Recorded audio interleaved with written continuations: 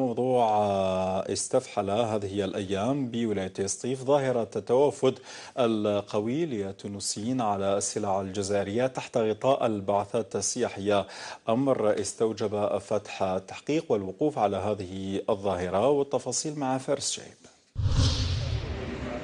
صنع انخفاض قيمة السلع الجزائرية مقابل قيمة الدينار التونسي فجوة كبيرة في الاقتصاد الوطني، الأمر الذي أسال لعاب الأشقاء التونسيين على الأسواق الجملة بالجزائر، فمن سوق دبي العلمة إلى بارك مول سطيف، والوجهة أيضا باب زوار الجزائر العاصمة، مستهدفين كل ما هو مستورد بالعملة الصعبة.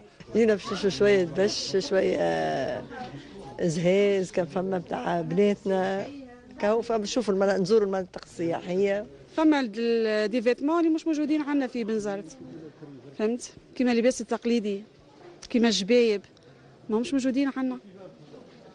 عجبتنا هنا كل مرة نجي ونقضي، وبالنسبة لي أنا سي لا سانكيام فوا نجي الجزائر. ومن جهة التجار، ورغم أنهم المستفيدون الأوائل من الحركة التجارية التي فاقت 1,600,000 وافد حسب إحصائيات 2016، إلا أنهم استنكروا غياب النظام المصرفي الذي زاد من حجم فجوة النزيف العملة الصعبة إلى الخارج.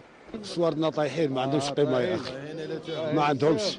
هما 100 أورو دير 220 تونسية، وحنا 100 أورو دير 18,090. التونسي كيعود جاي للجزائر يجيب الأورو معاه، كي يجي هنا مش راح يصرفوا في البنكة ب 1200 ولا 1300، راح يصرفوا في المارشي نوار ب 1800.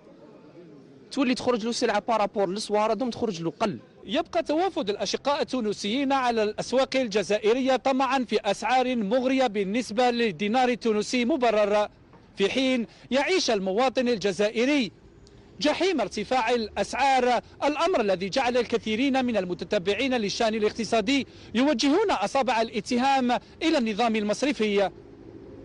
من مدينة العلمة سطيف، فارس شايب لتلفزيون النهار.